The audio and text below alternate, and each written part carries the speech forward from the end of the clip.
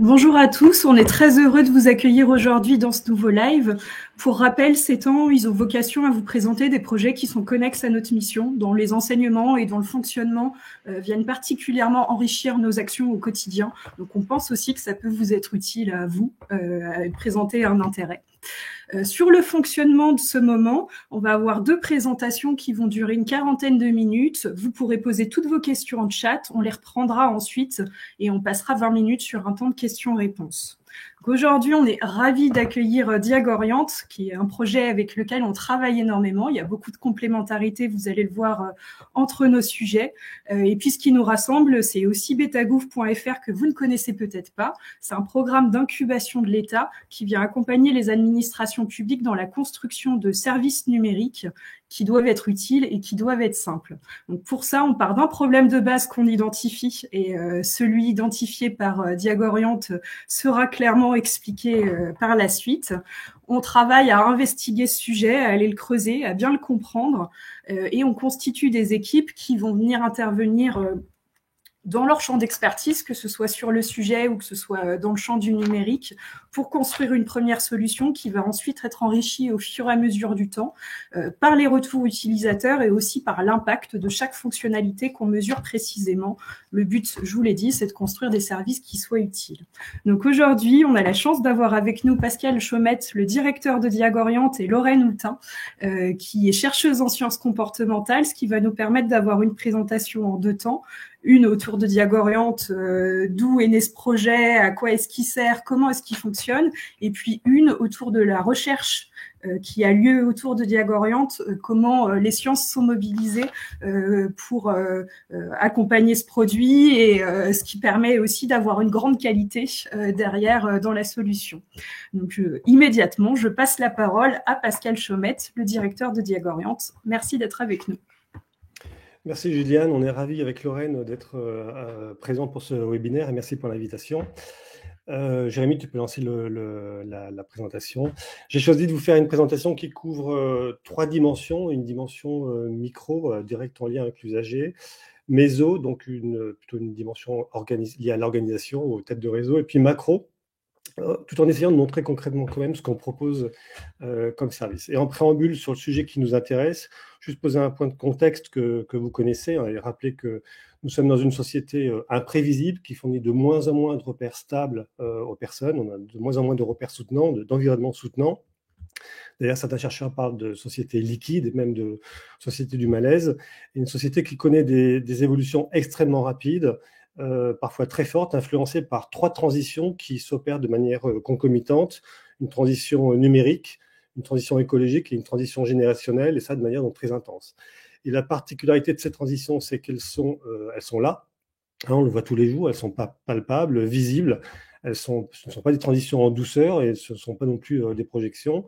Et elles ont un poids considérable dans les processus de construction, de choix des personnes quand elles sont amenées à décider pour leur orientation des chemins d'avenir, alors ceci conscient ou inconscient.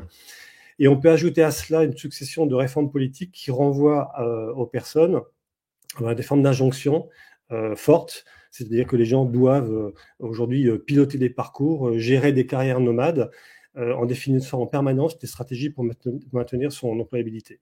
Donc on a un peu comme ça tous dans sa barque, dans un océan d'informations, de dispositifs, d'institutions, de référentiels de compétences, toujours à la merci de la prochaine vague. Et pour les personnes les plus fragiles, les plus vulnérables, le sujet est beaucoup plus complexe parce qu'il y a des questions de confiance en soi, liées à la projection.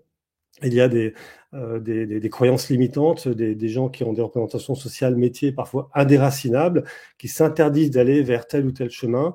Et ces personnes fragilisées, elles sont éloignées de l'emploi.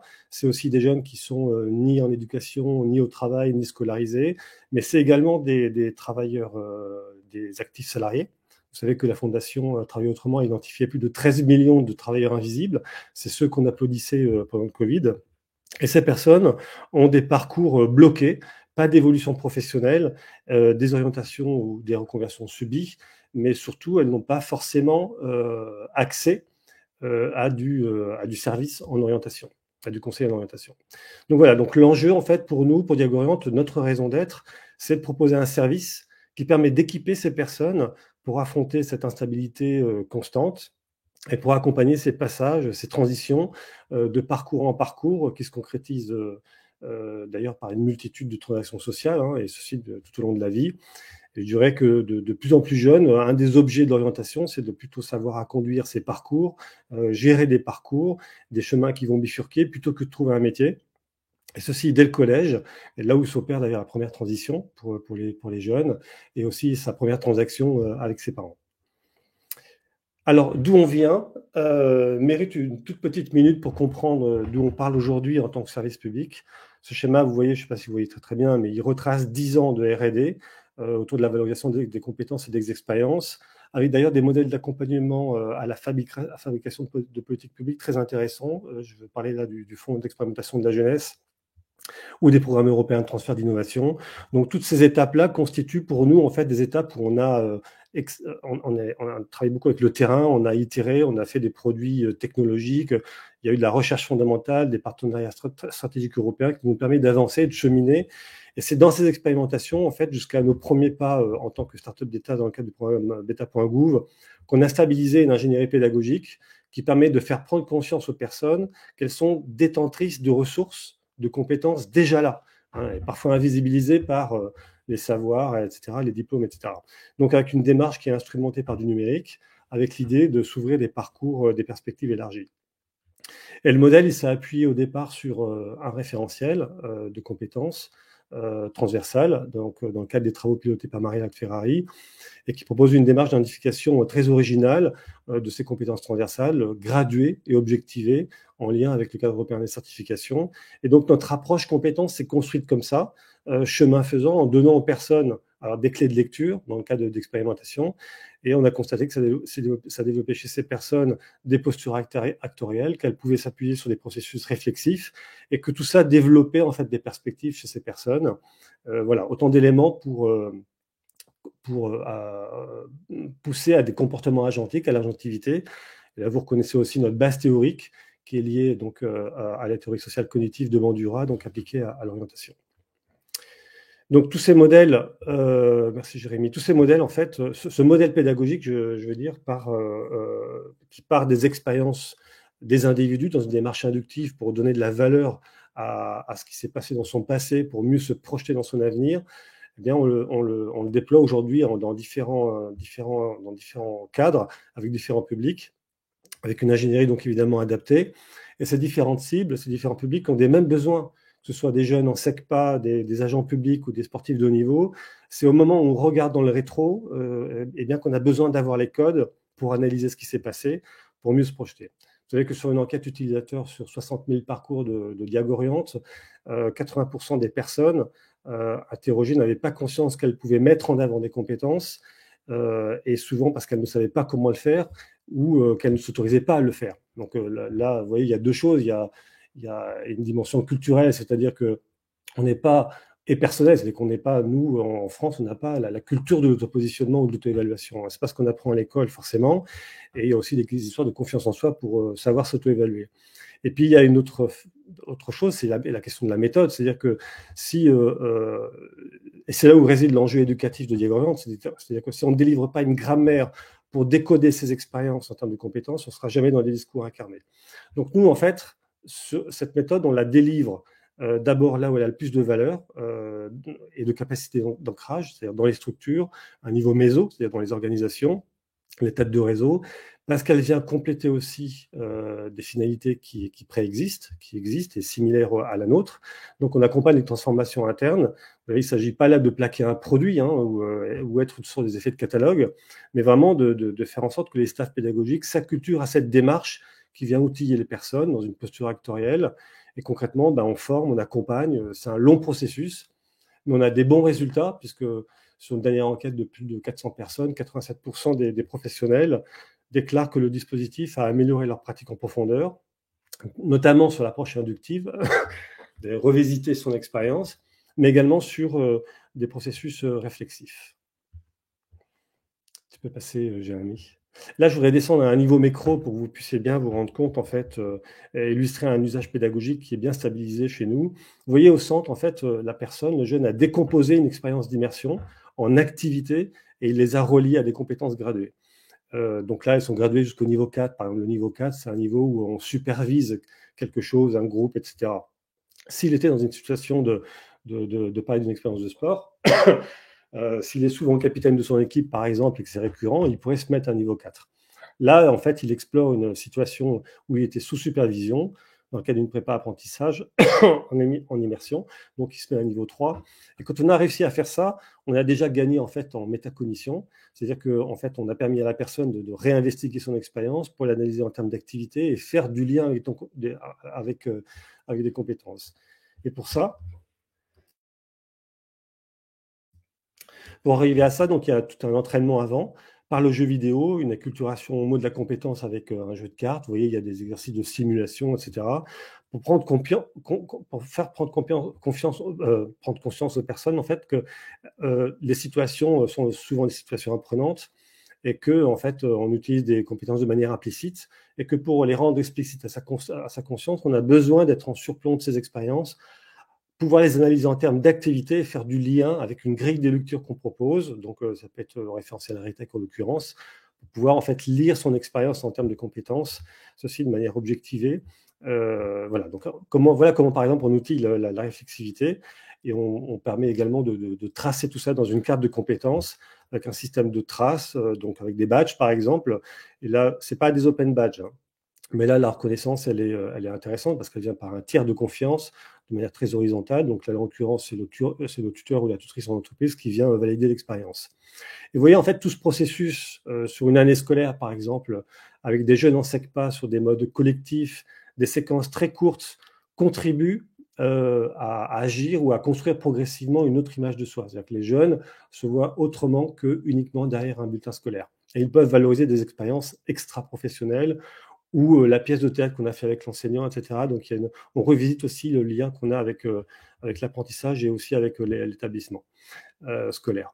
Donc, je disais que plus on multiplie ces séquences et plus également on tisse du lien avec les entreprises et on fabrique en fait une meilleure vision, une meilleure perspective en fait de l'apprentissage et pour aider justement à se projeter dans des situations d'apprentissage, puisqu'en fait, si à chaque fois qu'on revient d'une immersion ou d'un stage, on fait ce travail d'investir l'expérience pour voir les activités et la relier à des compétences transversales, ben, ça permet de valoriser en fait toutes ces situations. Et d'ailleurs, on a quelque chose d'assez formidable qui sort prochainement avec la version scolaire de Diagoriante, où on va se relier à mon stage de 3e, où on va pouvoir pousser des stages en collectif et individuel. Donc, les compétences, alors, on a vu là, en fait, un état de produit des compétences, mais les compétences aussi peuvent être aussi des choses à atteindre. Et là, si on parle des expériences de la carte de compétences pour des publics qui ont peu d'expérience professionnelle, par exemple, on peut partir des expériences personnelles, de passions personnelles, et on peut reconnaître des niveaux de compétences partielles qui sont liées à des passions. Ça peut être des jeunes qui sont forts en mécanique, qui savent réparer un scooter ou une automobile, etc. Donc, on peut le reconnaître avec le référentiel RETEC et les niveaux du CEC, et ben, des formes d'autonomie, de responsabilité par rapport à des situations de travail et mettre ça en perspective de prérequis de certification, de titres et articuler justement à des attendus en prérequis. Donc là, on voit par exemple un CAP ou un CQP, donc ça peut être plein d'autres perspectives, mais l'idée est de cheminer avec les personnes pour voir comment elles peuvent construire justement des perspectives réelles à partir de ses propres expériences et compétences. Et fabriquer également de la rétro-ingénierie, c'est-à-dire que passer par des immersions ou par des visites de terrain pour pouvoir construire du possible et s'orienter vers ces titres-là est tout à fait intéressant pour faire en sorte que la personne soit déjà actrice de ce chemin et permettre d'élever le niveau de paternité d'une décision d'orientation. Vous voyez, l'orientation, c'est également, si on prend par exemple cette personne, ce jeune, c'est une histoire réelle en plus, en complément de ce qui est l'accompagnement, il y a aussi apporter des données en fait à mettre à disposition au niveau informationnel, technique, de géolocalisation, des stats. Et d'ailleurs, grâce à la mission d'apprentissage, on a, vous voyez, sur une même carte, eh bien, la possibilité de trouver une formation avec géolocalisée à côté de chez soi, avec des CFA, des entreprises qui potentiellement peuvent accueillir. Et on peut pousser d'autres données, par exemple d'un Serjeune, qui nous donne des statistiques de sortie post-formation. Et on a également des fiches métiers qui permettent d'expliquer de manière assez courte, parce qu'on sait que, par exemple, les jeunes, en l'occurrence, lisent peu devant l'écran. Et on peut contacter, grâce à Explore Job, une personne du métier pour pouvoir avoir un éclairage.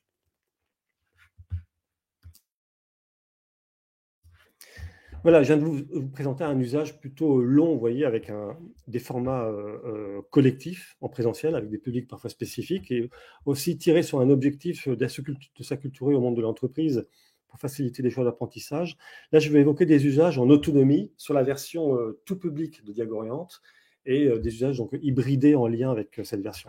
Ce qui ressort des enquêtes de terrain, c'est un accès plus rapide à des opportunités. Donc là, ça peut être un sujet de controverse, et je voudrais en fait illustrer 3 points. D'abord, dans le cadre d'accompagnement de personnes, dans le cadre je sais pas, du CEP, chez Pôle emploi ou en mission locale, le professionnel de l'accompagnement peut tout à fait demander d'aller en fait sur une fonctionnalité. Et là, le professionnel en fait va déléguer une partie de sa tâche à un média pour se consacrer lui et à faciliter, vous voyez, ce qui doit exister uniquement dans des situations intersubjectives. Par exemple, la construction de scénarios d'orientation. Et là, on peut demander à faire le point sur ces expériences, pas la fonctionnalité de CV compétences. Et nous, on a mis le paquet pour avoir une guidance très élevée. Donc ça, c'est pas Canva où on va faire un CV en couleur, hein. Il y a vraiment en fait de l'investigation, mettre du lien entre des compétences et des expériences, à la maille des activités. On a des milliers d'éléments de langage. Vous rentrez un mot d'une expérience professionnelle, en fait, on sort le métier, l'appellation métier avec le ROM 4.0, et on sort en fait les compétences qui vont avec liées déjà aux activités. Et c'est à la personne en fait de regarder, de voir ce qu'elle veut mettre en avant dans son CV, et voir en fait quels sont les éléments signifiants en fait à valoriser dans le cadre de la construction d'un CV, ou bien simplement dans l'exercice d'analyse de ces expériences. Et vous voyez que pour les typologies d'expérience, on a plein de choses. Ça va du service civique au sport amateur ou de la vie quotidienne. Et prochainement, on va ajouter d'ailleurs d'autres éléments liés à la parentalité. Donc, c'est beaucoup demandé. Et puis, tout ce qui est lié aux proches aidants. Là, le gain, en fait, chez les professionnels, il est établi, donc c'est 2 à 4 heures selon nos enquêtes. Et on a un taux de conversion, en fait, pour les usagers qui est extrêmement élevé. C'est quasiment du 50%. Notre indicateur, c'est le téléchargement du CV. Le deuxième point qu'on a constaté avec ces formats comme ça en autonomie, c'est qu'il y a des personnes qui n'ont pas besoin d'entrer dans un tunnel d'accompagnement tel que conçu par les professionnels qui prescrivent parfois des chemins assez linéaires d'accompagnement avant de s'engager dans un choix. C'est-à-dire qu'il y a des gens qui ont des choix tout à fait irrationnels et qui passent par des chemins directs de tester, d'être dans un test de métier, ou qui ont un niveau, je dirais, de maturation vocationnelle élevé, et ils ont besoin de trouver l'offre qui peut être l'élément déclencheur. Et on le voit, nous, ils font un compte et ils vont directement en fait sur la brique opportunité. Et nous, notre enjeu, c'est d'essayer de soutenir ces processus autonomes. Là, tout récemment, plus de 2000 personnes, à partir de leur smartphone, vont sur la fonction immersion pour tester, immersion facile, pour tester un métier à côté de chez eux. Donc, vous voyez, ça, Jérémy, je ne sais pas si tu peux passer. Non, tu as été vraiment trop loin. Oui, j'aurais montré en fait la fonctionnalité immersion facile, parce que c'est vraiment extraordinaire comme opportunité de pouvoir en fait tester un métier avec des parcours inclusifs qui sont réels. Si vous voulez par exemple tester aujourd'hui, par exemple dans le domaine de la joaillerie dans le Poitou-Charentes, eh bien on a 4 entreprises qui proposent des parcours inclusifs pour se tester dans un métier, et le métier et la proposition tout en bas blanche, c'est une proposition potentielle. Donc là, il y a par exemple 8 opportunités. Le troisième point que je voudrais illustrer, tu peux rester sur cette slide, c'est qu'on n'a pas non plus forcément besoin de résoudre tous les problèmes d'une personne avant qu'elle soit en situation de travail. Et parfois même, il faut voir la situation en contexte professionnel comme un effet de levier qui peut agir en fait sur des aspects sociaux. J'écoutais l'autre fois André Chauvet qui parlait de Duclos, qui disait que plus on met les gens dans des situations de travail tôt, plus l'insertion pro est élevée.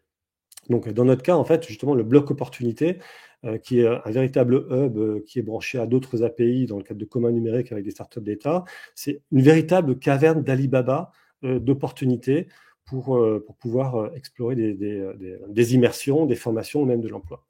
Donc, vous voyez, en fait, pour conclure sur cette slide, notre sujet, ce n'est pas d'accélérer les phases transitionnelles. Hein. C'est ça qui peut être, en fait, qui peut prêter à controverse. Mais c'est plutôt une conséquence, en fait, on voit l'accélération d'accès à des opportunités.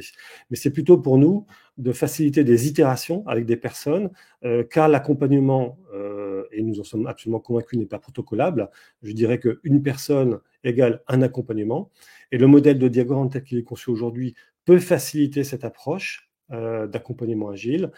Mais demain, en 2023, on aura un portail de l'accompagnement qui permettra justement de concevoir des architectures à la carte pour permettre ces accompagnements agiles. Vous voyez, nous avons vu à l'échelle micro comment on travaille avec les usagers pour les aider à être dans des processus réflexifs et valoriser leurs expériences pour pouvoir construire des perspectives élargies, et comment on outille aussi les transformations internes à l'échelle méso, des organisations, des réseaux, etc. C'est l'agence du service civique, c'est les EPID.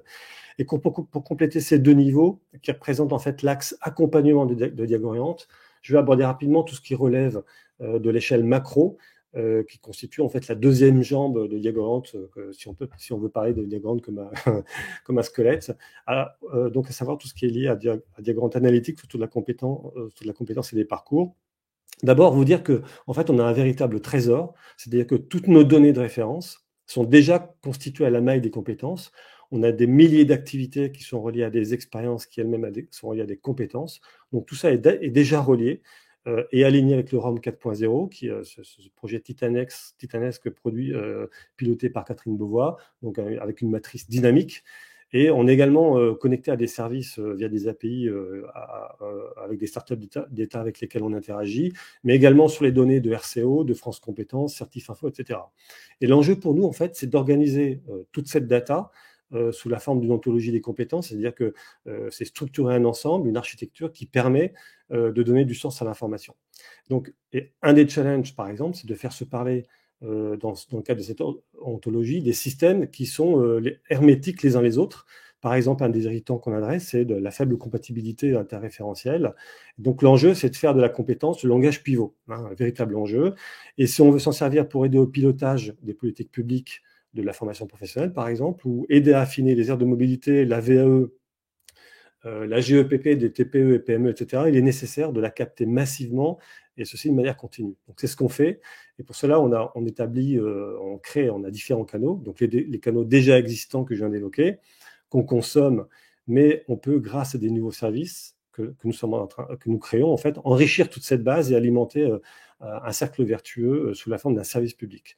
Donc deux niveaux, par exemple, à l'échelle des usagers. On sort tout prochainement une application grand public assez exceptionnelle, qui va permettre d'affiner des aires de mobilité avec des filtres qui sont liés à la récence des expériences, à la centralité de la compétence, à l'autonomie, etc. Et à l'échelle des entreprises, où on expérimente actuellement des pilotes qui permettent en fait des processus de collecte de data. Donc vous voyez, sur ces deux échelles, usagers, entreprises par exemple, la compétence en fait est vraiment le meilleur capteur pour apporter des signaux et non seulement connaître l'évolution du travail, mais également connaître l'obsolescence des compétences. Bon voilà, j'essaie de vous montrer rapidement comment l'équipe Diagorient agit sur 3 niveaux et bien sûr en lien avec un écosystème avec qui nous partageons une même vision. Donc là, vous avez en fait les acteurs avec lesquels nous travaillons beaucoup. Et pour finir, Jérémy, tu peux passer. Je rappelle que Diagorient est financé par le ministère du Travail. Je salue les équipes de la DGEFP pour leur soutien, mais également l'équipe du Haut Commissariat aux compétences, et en particulier Karine Seller, qui nous a donné confiance depuis 2018. Mais je veux finir surtout par vous dire que le dispositif est là, avec une équipe accessible, il est gratuit, actionnable et rapidement complémentaire à vos services. Voilà. Merci de votre écoute.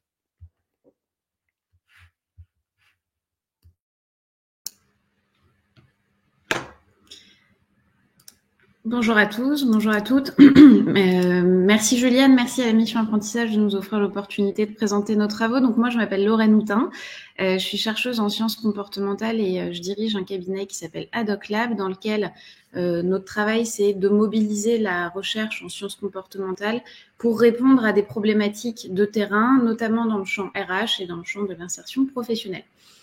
J'ai la chance de contribuer à l'aventure Diagoriante parce que je dirige l'équipe R&D qui réalise tout le travail qui peut être parfois un peu invisible mais qui est hyper important et qui permet d'orienter les directions parfois que peut prendre Diagoriante au quotidien. Donc évidemment, moi je vais vous parler, là vous l'avez compris, de recherche, de R&D et de recherche-action et très peu de recherche dite fondamentale parce que l'idée pour nous au quotidien avec Diagoriante, c'est de découvrir sur le terrain au plus près de la réalité. Donc, on va expérimenter des méthodes, des théories issues de la recherche, mais directement dans les contextes d'intérêt pour, au final, apporter une réponse opérationnelle aux enjeux, premièrement, des transitions sociétales, donc par exemple de la transition numérique, de la transition écologique, par exemple, et aux enjeux d'individuation des systèmes d'accompagnement vers l'emploi.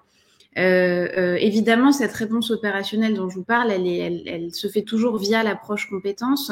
C'est notre sujet aujourd'hui. C'est également le sujet de réflexion majeur au sein de Diagoriante, même si on ne travaille pas que là-dessus. Puis je vous présenterai rapidement d'autres petits sujets. Concrètement, au quotidien, on a 4 objectifs opérationnels. Jérémy, je veux bien que tu tournes, s'il te plaît. Merci.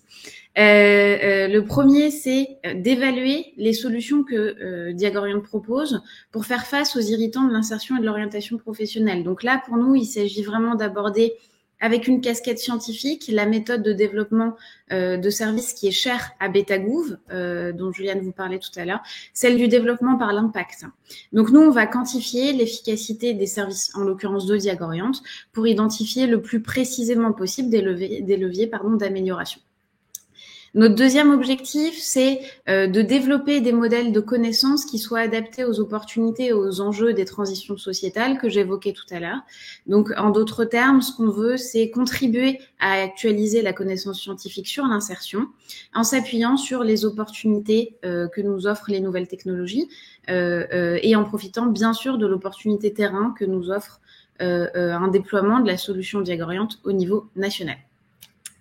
Notre troisième objectif, c'est d'améliorer les outils, améliorer les algorithmes de Diagoriante et pilotés par la donnée. Donc là, on est vraiment dans la même lignée que dans le pilotage par l'impact que j'évoquais dans le premier objectif, mais avec un versant plus produit parce qu'il va s'agir pour nous de recueillir les bonnes données pour pouvoir les utiliser au mieux pour améliorer les services de Diagoriante au fil de l'eau et puis bien entendu pour faire remonter à la puissance publique des conclusions qui soient actionnables.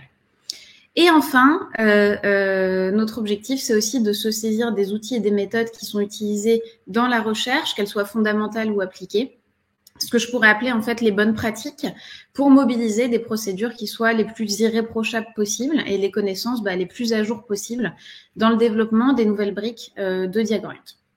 Concrètement, pour atteindre ces objectifs-là, l'équipe a déjà travaillé sur plusieurs chantiers pluridisciplinaires. Là, je vais vous en présenter quelques-uns qu'on a sélectionnés. Donc, je vais vous présenter des études qui permettent de vérifier l'adéquation de Diagoriante à certains publics spécifiques ou la pertinence de la prescription de Diagoriante pour certains publics. Des études pour contribuer à la compréhension des besoins des publics à fort besoin d'accompagnement. Et je vais également vous présenter des projets de R&D qui visent à enrichir les référentiels métiers et les référentiels de compétences qui sont ensuite intégrés dans Diagoriante. On commence avec Diagoriante scolaire. On a choisi vraiment d'illustrer la question des études pour vérifier l'adéquation de certains publics avec Diagoriante scolaire et Diagoriante tout public. Dans Diagoriante scolaire, notre objectif, c'était vraiment d'évaluer la mesure dans laquelle un outil numérique tel que Diagoriante, donc qui permet d'identifier, de repérer des compétences sur la base des expériences personnelles et professionnelles passées, pouvait s'avérer vraiment pertinent pour accompagner l'orientation scolaire et professionnelle de collégiens et de lycéens, et notamment ceux qui sont dans des filières spécialisées, comme par exemple SECPA ou ULIS. Donc, on a lancé une circulaire d'expérimentation en collaboration avec l'INETOP du CNAM, qu'on remercie vraiment beaucoup pour tout le travail qu'ils ont accompli avec nous. Plus de 80 personnels de l'éducation nationale, donc psy-EN et enseignants, ont mobilisé Diagoriante avec des élèves de collège et de lycée, soit en collectif, soit en individuel, mais en grande majorité en collectif de ce qu'on a pu observer. Et puis parmi eux, parmi ces personnels scolaires, il y en a une poignée, une vingtaine, qui ont participé à des entretiens avec nous. Entretiens dans lesquels, en gros, elles, parce que c'était uniquement des femmes, étaient questionnées sur leur expérience de Diagoriante, comment est-ce qu'elles l'avaient mobilisée, qu'est-ce qui avait été bien ou non, qu'est-ce qu'elles changeraient, qu'est-ce qu'elles referaient. Également, l'adéquation de Diagoriante au public ciblé, donc au milieu scolaire, la réception de l'outil et de la démarche Diagoriante par les jeunes, la pertinence pour les jeunes et puis la pertinence aussi pour leur métier à elles, l'impact que Diagoriante pouvait avoir sur leur métier, soit de l'enseignement, soit de l'orientation. Cette étude, elle nous a permis vraiment de vérifier effectivement si Diagoriante pouvait être adapté pour ce public des jeunes et encore à plus forte raison pour les jeunes qui ont besoin d'être plus accompagnés sur la thématique de l'orientation, comme par exemple les jeunes en SECPA ou en ULIS. Et c'est effectivement ce qu'a montré l'étude, ce qui était plutôt positif, et ça nous a permis de sortir un Diagoriante scolaire avec des briques spécifiquement adaptées aux jeunes à fort besoin de valorisation. Donc sur la base de cette étude, évidemment, on a rédigé un article qui a été soumis à une revue et on attend les retours du comité de lecture. Dans la même veine, on a réalisé une étude qu'on a appelée Diagoriante tout public, qui en fait porte spécifiquement sur les personnes éloignées de l'emploi. L'idée, c'était vraiment de vérifier que Diagoriante pouvait être utile pour des adultes éloignés de l'emploi. Et donc, on a mené une série d'entretiens avec, il me semble, 117 personnes éloignées de l'emploi en moyenne d'environ 5 ans, avec un écart type évidemment assez large, donc avec une variabilité interindividuelle forte en termes d'éloignement de l'emploi. Et en fait, on a fait passer Diagoriante à ces personnes-là, et ensuite on les a questionnés sur leurs besoins en matière d'orientation, de réorientation, sur leurs difficultés, sur leur vision de l'insertion professionnelle, ainsi que sur leur expérience dans la passation de Diagoriante, sur ce qu'elles avaient trouvé bien, sur les différentes étapes de Diagoriante et à quel point chacune des étapes pouvait s'avérer utile pour elles ou non, etc., etc. Cette étude-là, elle nous a permis premièrement, de tirer des conclusions sur les besoins concrets des personnes éloignées de l'emploi. Donc, elles nous ont permis d'en apprendre plus sur ce qu'il fallait vraiment actionner avec elles, ce qu'il fallait vraiment mettre en avant. Par exemple, le repérage des compétences, qui parfois peut être un sujet un peu délicat, parce que c'est des personnes qui, souvent, comme elles n'ont pas travaillé longtemps, elles ont l'impression de ne rien avoir à valoriser. Le fait aussi de proposer une démarche globalisante, c'est-à-dire de bout en bout, de commencer vraiment avec la complétion des expériences pour arriver à la possibilité de postuler au bout du parcours, quoi. Et également le fait évidemment que Diagoriante soit valorisant, mette en avant les points forts des personnes. Donc ça, c'est des choses qu'on a pu identifier comme étant des besoins que Diagoriante permettait de combler en fait. Et c'est quelque chose qu'on a, des résultats qu'on a publiés, on a tiré d'autres conclusions évidemment, mais qui ont été publiés dans l'orientation scolaire et professionnelle du CNAM, donc avec un article qu'on a adapté et qu'on a appelé adapter les procédures d'accompagnement des personnes éloignées de l'emploi. Et puis par ailleurs, ça nous a permis bien sûr de développer une version de Diagoriante qui s'appelle Diagoriante tout public et qui répond parfaitement donc aux besoins de ce public-là, tout comme on avait développé une version Diagoriante scolaire pour les jeunes de collège et de lycée et notamment les jeunes de SECPA et du lycée. Maintenant, je vais vous présenter une autre étude qui est un peu différente. L'idée, là, c'était moins de vérifier l'adéquation de Diagoriante à un public, mais plus de savoir comment créer un process d'orientation sur mesure pour un public qui a qui vit une transition en fait en termes d'orientation particulièrement tôt. Donc c'est vraiment les sportifs de haut niveau, là auxquels on s'est intéressé. L'idée, c'est que très souvent, vu qu'ils ont été tenus assez éloignés du milieu professionnel classique, les sportifs de haut niveau, ils vivent la reconversion comme un moment difficile et vraiment peu agréable. Et du coup, ils ont tendance à aller vers des métiers plutôt qui touchent à des compétences périphériques de leur activité, parce qu'ils perçoivent pas que dans leur activité sportive, au cœur de leur métier, ils ont des compétences qui sont transposables. Donc, ils vont plutôt aller vers, par exemple, des métiers qui ont un lien avec la communication et la gestion de l'image publique, ou des métiers qui ont un lien, je sais pas, avec le corps, la kinésithérapie, etc. Alors qu'en fait, par exemple, dans la préparation physique, dans la gestion des blessures, il y a des sous-compétences qu'on peut extraire et qu'on peut remobiliser dans d'autres métiers que ceux que je viens d'évoquer juste avant. Du coup, nous, ce qu'on souhaitait faire, c'était trouver quelles compétences étaient vraiment au cœur du métier de sportif pro pour pouvoir extraire ces compétences et les relier à différents métiers, etc. C'était vraiment pour faire un travail qui permettrait aux sportifs d'extraire des compétences réexploitables dans des contextes extra-sportifs pour les aider à travailler leur CV ou leur orientation d'une nouvelle façon, ou en tout cas avec une vision un peu élargie. Donc pour ça, on a interrogé 35 sportifs de haut niveau qui ont dû mentionner auprès de nous des expériences qu'ils considéraient comme particulièrement représentatives de leur activité sportive.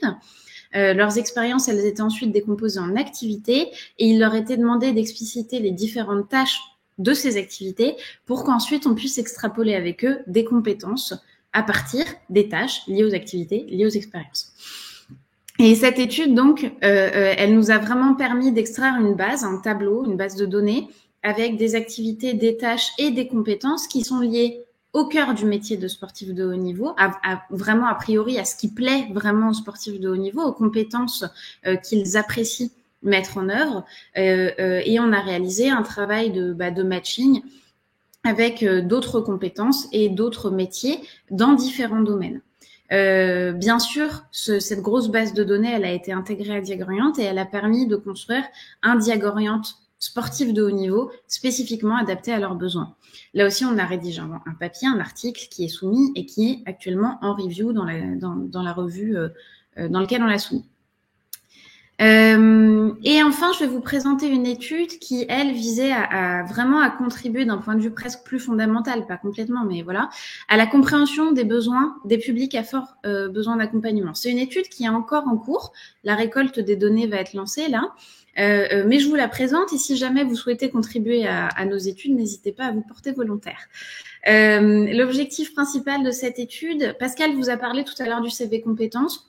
Et ben l'idée, c'est vraiment d'aller vérifier si la création d'un CV compétences, ça peut être un vecteur de valorisation pour accompagner les demandeurs d'emploi dans la prise de conscience de leurs compétences.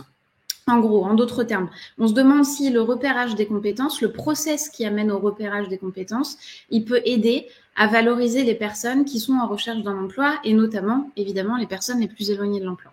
Comment on va s'y prendre ?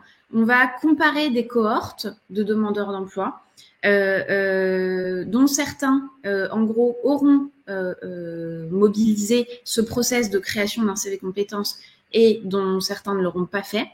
Et on va aller comparer l'impact de la création du CV compétences sur différentes variables, je dirais psychologiques, mais en lien avec l'emploi, comme l'espoir quant à l'emploi ou le sentiment d'auto-efficacité dans la recherche d'emploi, ainsi que sur la dimension, plus concrète, de réalisation concrète de comportements de recherche d'emploi. Et évidemment, l'article il est en cours de rédaction puisque l'étude n'est pas encore réalisée. Voilà, maintenant je vais passer à quelque chose de tout à fait différent. Là, on n'est plus dans les études, on est vraiment dans les projets de R&D à proprement parler. Donc là, je vais vous présenter rapidement des chantiers de R&D dans lesquels notre objectif, ça a été de contribuer aux données et à la mise en avant des métiers de demain. On a participé, Pascal le disait tout à l'heure, aux travaux d'amélioration du ROM 4.0 en collaboration avec les équipes de Catherine Beauvois à Pôle emploi, qu'on remercie pour tout le travail formidable qu'on fait ensemble et qui font de leur côté. En retraitant le fichier à partir de ce qu'on avait pu extrapoler de la littérature scientifique et aussi des données d'usage de Diagoriante. Donc l'idée, c'était vraiment d'apporter notre petite graine pour faire en sorte que, à la fois dans Diagoriante, le ROM 4.0 puisse créer un chemin vraiment hyper évident pour les utilisateurs, et puis nous aussi qu'on puisse aider le ROM en retraitant différentes compétences, etc., avec ce qu'on peut observer sur le terrain. On a réalisé aussi un travail de sélection de ce qui était à mettre en avant et comment au sein de Diagoriante, en ce qui concerne les métiers et les compétences d'avenir, également en se basant sur la littérature scientifique et sur les données d'usage de Diagoriante, mais aussi en agrégeant l'ensemble des travaux statistiques, scientifiques et non scientifiques qu'on avait pu trouver. Donc, par exemple, les rapports PMQ, rapport France 2030, etc., etc. En dehors de l'amélioration du parcours Diagoriante, ces travaux ils nous ont permis d'exposer un ensemble de données par API pour d'autres services publics, comme par exemple la mission apprentissage, en offrant par exemple un flagging des métiers d'avenir ou encore la mise au point d'une base de données de compétences vivantes et évolutives. Donc ça montre vraiment que l'idée, c'est aussi que la recherche qu'on fait au sein de Diagoriante, elle contribue à un écosystème plus global, à la fois pour Betagouv, mais aussi pour tous les autres services publics qui travaillent sur les mêmes thématiques. Avant de vous laisser, je vais vous présenter notre programme de recherche. C'est un programme qui s'étale à partir de fin 2022 sur 3 ans et qui se décline en 6 axes à l'intersection de 3 grosses disciplines scientifiques, la psychologie, l'économie et l'informatique. Donc, dans l'équipe, on a des chercheurs de chacune de ces spécialités qui vont intervenir sur chacun des axes que je vais vous présenter. Pour le premier axe, le travail de l'équipe, ça va vraiment porter sur l'évaluation des outils et des méthodes d'accompagnement à la recherche d'emploi par la méthode de comparaison de cohortes. Donc là, pour nous, il va s'agir de suivre des groupes de personnes qui sont impliqués dans des dispositifs d'accompagnement différents, variés, par exemple des dispositifs d'accompagnement numérique, des dispositifs physiques humains ou des dispositifs hybrides. C'est un chantier qui est relativement important pour nous d'un point de vue fondamental parce que on a peu de connaissances aujourd'hui sur les leviers exacts qui fonctionnent dans l'accompagnement en fonction de la méthodologie qui est utilisée. Donc là, l'enjeu majeur pour l'équipe, la difficulté presque, ça va être d'être au plus proche du terrain et de constituer des cohortes à partir d'une variété de pratiques réellement observables et réellement représentatives de ce qui se passe dans les métiers de l'insertion. Le deuxième axe, lui, il relève de l'évaluation de l'impact psychologique de l'accompagnement des publics prioritaires. Donc là, il va s'agir aussi d'évaluer l'impact des solutions proposées aux usagers, tout en faisant évoluer les connaissances sur lesquelles se basent les outils que propose Diagoriante. Donc, par exemple, la majeure partie des outils d'orientation qui se basent sur la définition et l'orientation sur les centres d'intérêt, ils se basent sur des concepts qui sont, en psycho, on va dire, proches de la personnalité. Alors que nous, ce qu'on propose et ce qui a été intégré dans Diagoriante, ça se base sur ce qu'on appelle chez nous la vraisemblable de satisfaction. C'est une théorie qu'on n'a pas encore publiée, on compte bien le faire, qui dit que le meilleur moyen de s'orienter en fonction d'un intérêt, c'est d'avoir comme une sorte de matrice géante où chaque centre d'intérêt est gradué selon sa vraisemblance de satisfaction à tous les métiers existants. Je recommence, en plus simple. Ça veut dire que on va avoir tous les métiers qui sont listés et pour chaque métier, on va dire dans ce métier, tel centre d'intérêt, il a tel pourcentage de chances d'être satisfait ou non. Voilà. Donc, d'un point de vue empirique, aujourd'hui, on constate que cette méthode, elle apporte des résultats qui sont satisfaisants, mais il nous reste encore à identifier les leviers qui sont responsables de cette valeur ajoutée qu'on apporte avec cette méthode pour que les acquis soient vraiment reproductibles.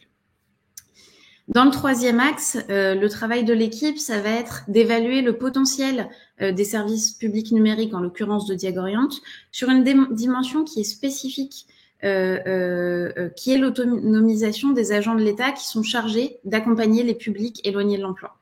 Donc là, il s'agit d'un chantier davantage axé sciences économiques, où on va tenter de quantifier continuellement le rapport coût-bénéfice pour la collectivité d'investir dans des solutions numériques telles que Diagoriante. Ça permettra notamment à l'équipe de Diagoriante de piloter les prochains développements dans le sens de services qui apportent encore plus de valeur à la société et aux usagers, bien entendu. Pour le quatrième axe, on va s'atteler à analyser l'écart entre le besoin en compétences des personnes éloignées de l'emploi, des publics éloignés de l'emploi, et l'offre de formation réelle. Donc là, il s'agit d'un axe qui est associé à l'initiative Diagoriante Analytics, que vous a présenté Pascal tout à l'heure, et qui va consister à créer de la prospective des métiers à la maille compétences, à partir de l'ensemble des données publiques disponibles, ou en tout cas qu'on aura pu récupérer, ainsi que des données d'usage de Diagoriante. Le cinquième axe, lui, porte sur l'évaluation des variables critiques d'accès à l'emploi des publics éloignés de l'emploi. Pardon. Donc, il s'agit d'un chantier qui sort totalement du cadre des services publics numériques et qui vise à construire une vision qui soit la plus exhaustive et la plus détaillée possible des facteurs qui sont aujourd'hui déterminants dans l'accès à l'emploi des différents publics d'individus qui sont concernés. Donc là, c'est un chantier vraiment de recherche appliquée qui a pour but d'actualiser nos connaissances pour réviser en quelque sorte nos certitudes sur ces publics-là et planifier des actions d'accompagnement à l'emploi ou à l'orientation sur le long terme. Enfin, notre dernier axe, l'axe 6, lui, il porte sur l'étude d'une méthode d'unification des systèmes de dénomination des expériences et des compétences au moyen d'une théorie mathématique qu'on appelle la théorie des graphes. Donc là, l'idée, c'est vraiment de lever les freins qu'on rencontre dans la création de modèles prédictifs de la relation entre métiers et compétences dans le champ des sciences informatiques. Donc, on va utiliser les données que je vous ai présentées tout à l'heure, les mélanger avec l'ensemble des données publiques et privées auxquelles on peut accéder, transformer tout ça à la maille compétences pour identifier des modèles qui permettent d'en extraire le plus de valeur pour orienter les usagers et faciliter la prospective des métiers. La dernière diapo que je vous présente, là, elle présente les différentes personnes qui sont impliquées dans les projets déjà réalisés, qu'évidemment, je remercie 1000 fois pour le travail très qualitatif qui est mené au quotidien sur les thématiques que je vous ai présentées aujourd'hui. On remercie évidemment toutes les personnes qui participent à nos études et à nos travaux de R&D. Et on remercie, bien sûr, même s'ils ne sont pas sur le PowerPoint, tous nos partenaires, tous ceux qui contribuent directement ou indirectement à nos travaux. Donc, je pense notamment à Pôle emploi, mais également à l'INETOP, à la mission apprentissage, à la FNAS, à l'AFPA et aux missions locales. On a hâte de poursuivre ces travaux et on sera bien sûr ravis de partager les externalités et les conclusions qu'on aura pu tirer grâce à ce programme de recherche. Donc, n'hésitez pas à nous suivre sur LinkedIn. Merci pour votre écoute.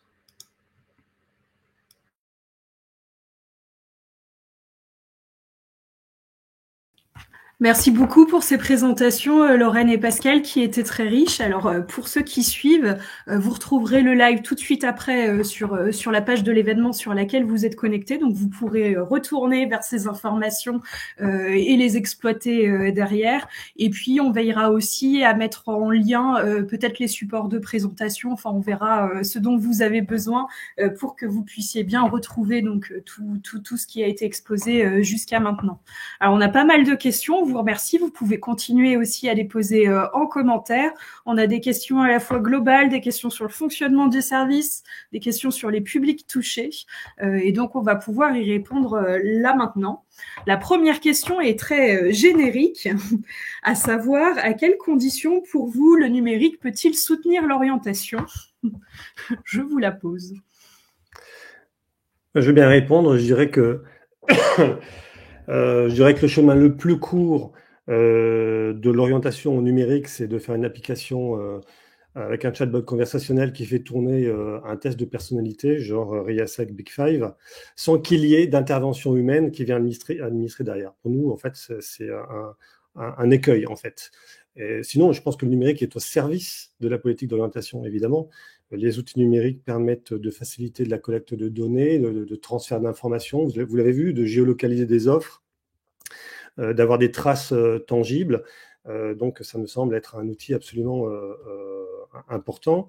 Souvent, on dit, en fait, vous voyez, dans les usages numériques liés à l'EFP, on peut dire qu'il y a souvent 3 raisons qui sont mises en avant. C'est le fait qu'il y a une abondance de données disponibles, aussi faut-il qu'elles soient organisées. Il y a ce qu'on appelle la connectivité ubiquitaire, c'est-à-dire une connexion disponible tout le temps et partout. Et puis, il y a la capacité de calcul en fait, du numérique et puis de calcul de traitement. Et on pourrait même ajouter aujourd'hui tout ce qui est lié aux traces avec tout ce qui est lié à la blockchain. Je ne sais pas si j'ai répondu, mais voilà, c'était... Merci Pascal, merci si tu as répondu. Ensuite, on a des questions plutôt autour des publics qui utilisent Diagoriant, dont une, alors Lorraine a parlé des parcours d'entrée dans l'emploi, mais qui souhaitait creuser le sujet. Est-ce que vous avez des données donc sur l'utilisation de Diagoriant au sein des structures d'insertion ? Et est-ce que vous avez aussi des données sur l'impact de l'accompagnement de ces parcours d'entrée dans l'emploi? Est-ce que vous pouvez revenir sur ce sujet? Je peux dire juste un mot, Lorraine, tu pourras compléter, mais je vous conseille vraiment d'aller voir sur Diagorient, tout en bas, il y a un onglet statistiques et il y a 2 cahiers sur l'impact de Diagorient sur les usagers et l'accompagnement.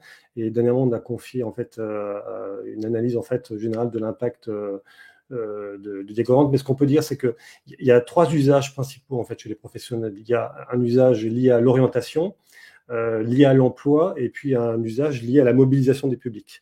Et là-dessus, en fait, ce qu'on a pu enquêter auprès de plus de 1000 professionnels, c'est que, en fait, ce qui est reconnu comme un impact majeur, c'est l'approche inductive par les compétences, outiller les personnes pour développer des postures actorielles. Ça, c'est extrêmement puissant dans la conduite des parcours et l'accompagnement des parcours. Il y a également, pour 67%, j'ai le tableau sous les yeux, là, accompagnement d'une réflexion approfondie sur le projet professionnel, ou des scénarios, on n'est pas forcément dans la dictature du projet, mais accompagner les personnes à s'élargir des horizons. Et puis, la création du CV compétences, comme je vous l'ai dit, où il y a toute une approche investigatrice des expériences pour 60%. Et donc, la campagne, elle est sur l'impact et sur la posture de l'accompagnement, les modalités de l'accompagnement qui permettent d'enrichir en fait un travail de fond. Lorraine, je ne sais pas si tu veux compléter. Non, il me semble que tu as été assez exhaustif. Ensuite, on a des questions par type de public, enfin, qui peut être concerné et qui peut utiliser Diagorient. Alors, il y avait une question autour de la fonction publique. Est-ce qu'un agent de la fonction publique peut utiliser Diagorient pour se réorienter, penser sa réorientation? Oui, tout début, je ne sais pas si vous avez vu, j'ai montré en fait les différentes déclinaisons du service selon les publics. Et il y a un moment donné, il y a une petite case, justement, on a une version pour la DGEFP qui est toujours en test, mais qui marche très très bien et qui est basée en fait sur le répertoire interministériel des métiers de l'État et qui permet, donc toujours avec la même matrice, la même approche, d'aller analyser ses expériences, son poste, sa fonction, et pour voir si on est parfois dans les dépassements de fonction ou bien on est en fait en sous-régime, et de construire comme ça en fait déjà une carte de ses compétences par rapport à son poste sur la base du RIM et sur la base des compétences transversales de RECTA qui sont aussi calibrées par rapport au RIM et puis qui permettent en fait d'être aidés avec les conseillers carrière en préfecture. Donc, il y a une version des GFP, vous pouvez me contacter directement pour que je vous la communique. Merci Pascal. On avait aussi une question sur est-ce que le dispositif peut être utilisé par des jeunes qui auraient des déficiences intellectuelles?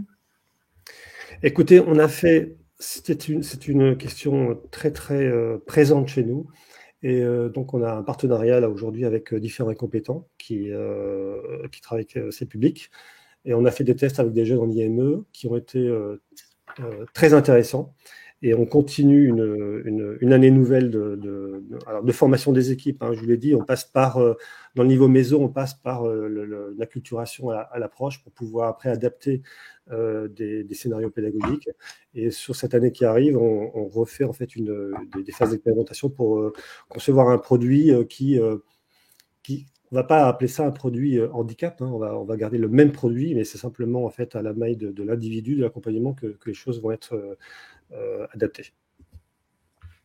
Ok, merci. Ensuite, sur les publics, on a aussi les utilisateurs prescripteurs, à savoir qu'est-ce que vous proposez pour accompagner les enseignants dans la prise en main de l'outil et pour qu'ils puissent l'exploiter en classe derrière. Alors, il y a une circulaire de l'INETOP qui est partie dans toutes les DRAIO et dans tous les CIO et qui prépare une année nouvelle là, sur l'expérimentation de Diagorient scolaire avec des établissements, avec quand même un focus SECPA-ULIS. Et donc, il y a des formations qui sont organisées en ligne. Et là, vous pouvez aller sur la version tout public. Vous tapez Diagorient dans Google, vous arrivez dans la version tout public et vous cliquez dans Se former tout en haut du site. Vous allez voir en fait il y a une campagne de formation donc accessible, qui est gratuite et puis qui est en distanciel et qui permet de vous former à l'approche Diagorient en milieu scolaire. Ok. Et une dernière question qui va concerner plus spécifiquement les publics. Quelles actions sont menées particulièrement autour des publics qui rencontrent des gros freins avec le numérique? quel constat vous avez pu faire autour de ces sujets et est-ce que vous avez des préconisations autour de cette question? Je dirais que tout repose sur l'accompagnement. On ne peut pas tout attendre du numérique. L'idée, c'est que c'est l'accompagnement qui compte et c'est ce que j'ai présenté dans ma présentation, en fait. Le rôle de l'accompagnateur pour faciliter le chemin, en fait, à construire pour pouvoir s'autoriser à aller vers telle ou telle piste d'orientation. Donc, l'accompagnement est central. Merci. Ensuite, on avait des questions sur le fonctionnement. Alors, je ne sais pas, Jérémy, si tu peux remettre la slide 3 de la présentation de Pascal, mais il y avait une question autour de est-ce que tous les métiers étaient concernés? Enfin, est-ce que, voilà, dans votre démarche, vous prenez bien en compte l'intégralité des missions? Et ça répond à une autre question qui vient d'être posée, à savoir est-ce qu'il y a des dispositifs spécifiques ensuite pour mettre en valeur les métiers qui sont en tension, dont Lorraine a parlé dans sa présentation également. Je n'ai pas très bien compris, en fait. Si on met tous les métiers, c'est-à-dire les métiers de l'accompagnement ou... Alors, peut-être que la personne pourra préciser sa question. Non, mais je peux répondre. Disons qu'en fait, si une personne veut valoriser une expérience qui est liée à un contexte professionnel, aujourd'hui, avec le ROM, on a tous les métiers. Il y a plus de 11 000 appellations et il suffit de taper un mot où on a en fait la description de l'activité professionnelle en activité et elle est reliée automatiquement avec le ROM 4.0. Et c'est à la personne en autonomie ou accompagnée de voir en fait ce qui est significatif en termes de compétences à relier, à mettre en avant en lien avec l'activité. Mais aujourd'hui, tous les métiers en fait sont représentés dans Diago Oriente. Et s'agissant des métiers en tension, on a notre propos n'est pas de pousser vers les métiers en tension selon en fait ce qu'on a renseigné dans un profil, mais d'aller en fait par soi-même aller voir en fait ce qui est disponible et puis par filtre de région, domaine métier, etc. en termes de métiers en tension ou de formation en tension. Super, merci. Ensuite, il restait des questions plutôt sur le fonctionnement de fonctionnalités qui ont été présentées, notamment quand on a parlé de géolocalisation des organismes de formation. Il y avait une petite question sur la manière dont se passait cette mise en relation entre les jeunes et les organismes de formation. Alors, si c'est sur les formations en apprentissage, je crois qu'on peut vous répondre directement puisque c'est un service développé au sein de la mission apprentissage où soit le jeune a accès aux coordonnées du centre de formation, soit il dispose d'un petit module qui s'appelle « Prendre rendez-vous » et qui lui permet donc de déposer ses coordonnées et de déposer ses questions pour qu'il puisse être appelé par un organisme de formation ensuite. Et puis, on avait une question sur les liens de Diago Oriente avec d'autres outils, notamment avec Europass. Écoutez, dans le cadre d'un projet, pardon, excusez-moi, dans le cadre d'un projet qui est financé là, qui s'appelle MONA, sur la mobilité des apprentis en Europe, on va fabriquer des liens en fait avec Europass.